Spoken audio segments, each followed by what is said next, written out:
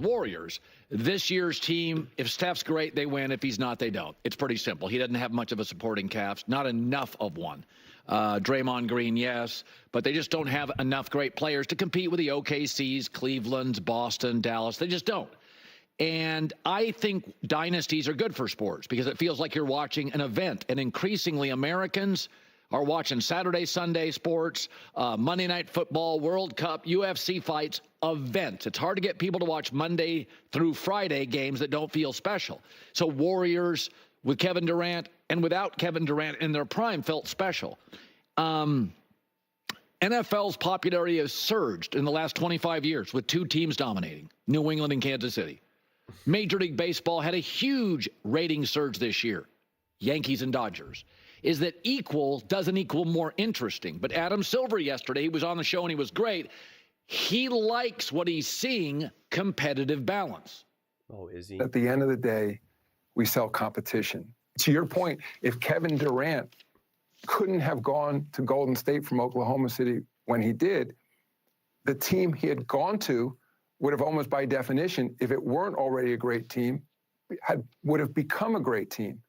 And for us, we think that's better league-wide in terms of creating more competition. That's what we're selling. I mean, I think that's part of the reason for the enormous success of the NFL, this any given Sunday notion that nobody thinks twice if the Packers are in the Super Bowl. There's no bemoaning that it's a small market. But it should be duly noted that the Chiefs and Mahomes and the Patriots and Brady have overwhelmingly dominated the league for 25 years during the growth. Now, the NFL is also different. Because of scarcity, there's one game a week. It just, the way the world is working, we're on our phones all the time. One game a week, scarcity. NFL games feel like an event. NBA games don't.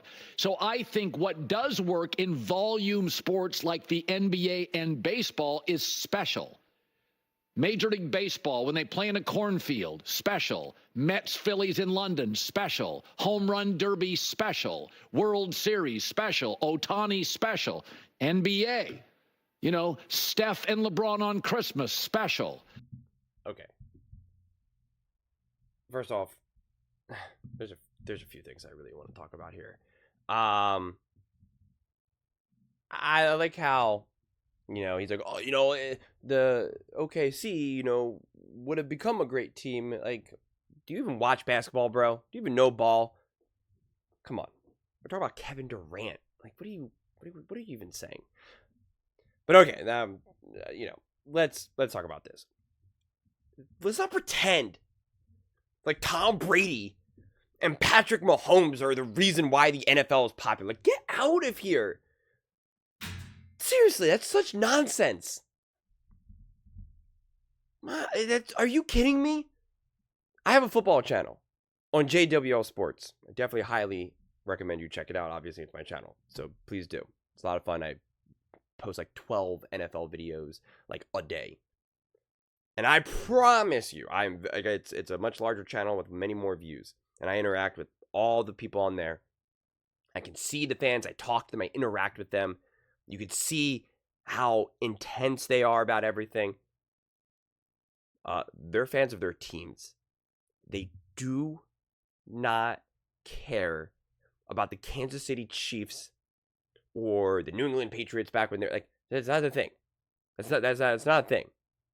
I get way more views when I do videos on the Detroit Lions and the Philadelphia Eagles than I do the Kansas City Chiefs. Heck, the New England Patriots I made videos about, no one cares. Because they're not good. They care about teams that have a chance to win. That's what matters. You want to talk about views and ratings? You need to feel like your team is something. That your team has a chance to win. What does football sell you?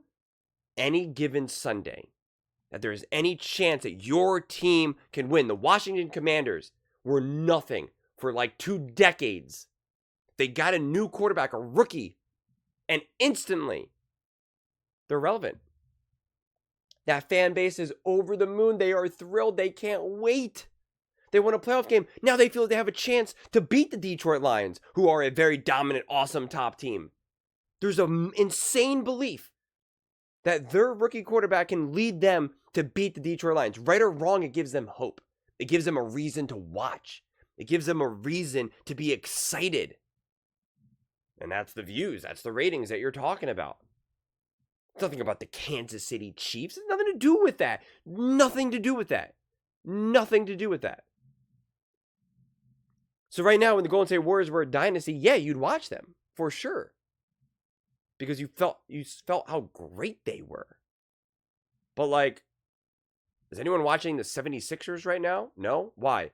Does it feel like they have any chance to win? Nope. So why are you going to watch them? Why are you going to watch them? And there's fundamentally too many games that just don't matter in the NBA. You know what was an event? The Olympics. That's an event. That's can't miss TV. That's exciting. And the LeBron, Steph Christmas game, I mean, it wasn't even close to a couple random teams playing in the NFL. It wasn't even close. And so he's trying to act like they sell competition. Adam Silver said that we sell competition just like the NFL. Like, who would care about the Green Bay Packers?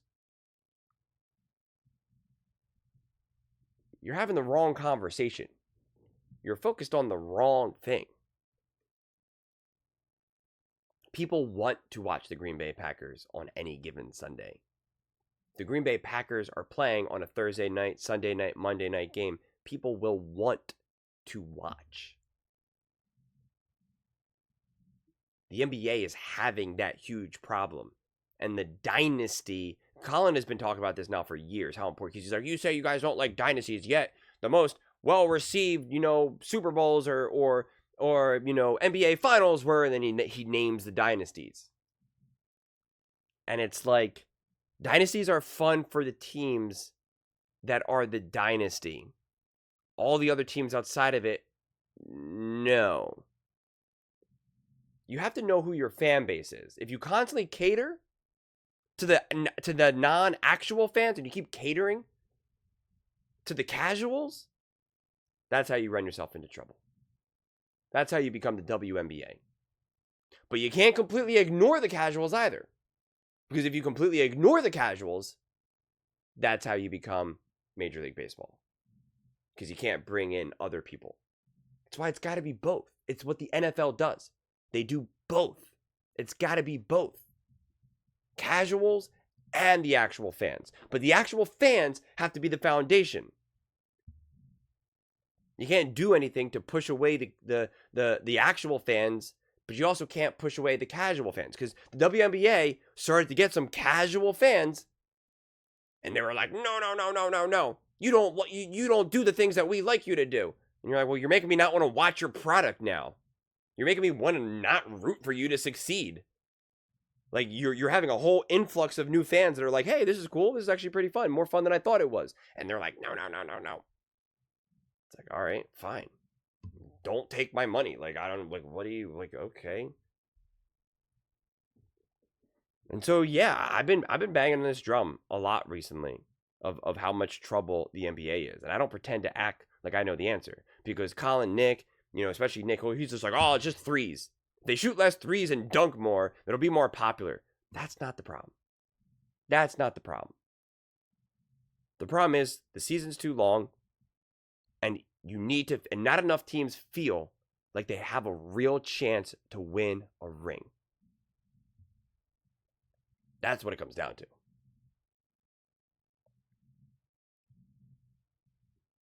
It's really that simple.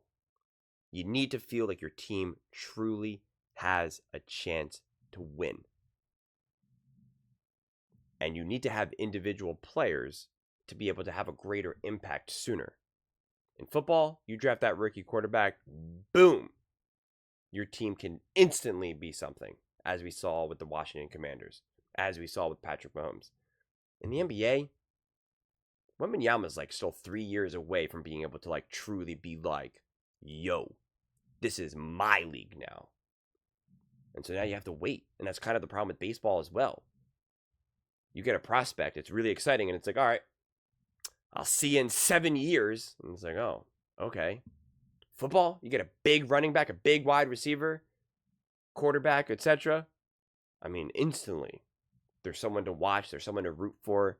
It literally changes an entire franchise and affects an entire fan base. And that's not existing right now in the NBA. So this is a multifaceted problem that they keep trying to find singular solutions for. It's three-pointers, it's lack of dunks, it's lack of dynasty.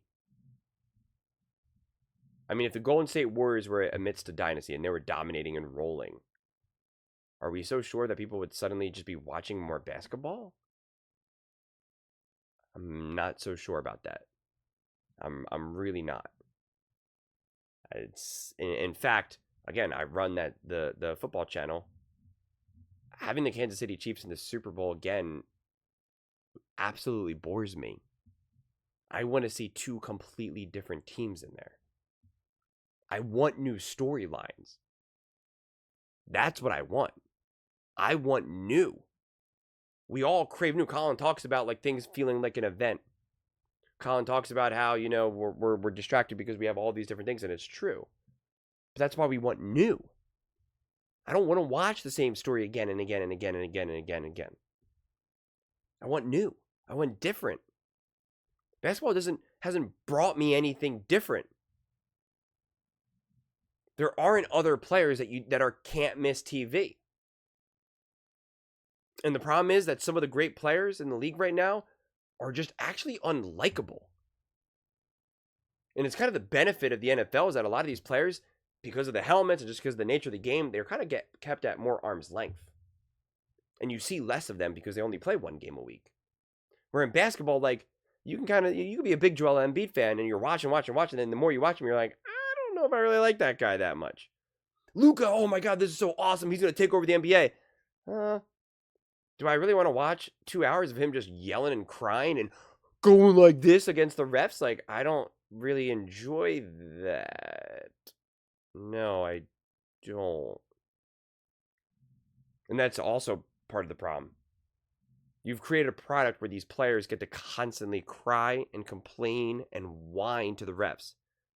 That's like 70% of the product right there is watching these players complain and cry.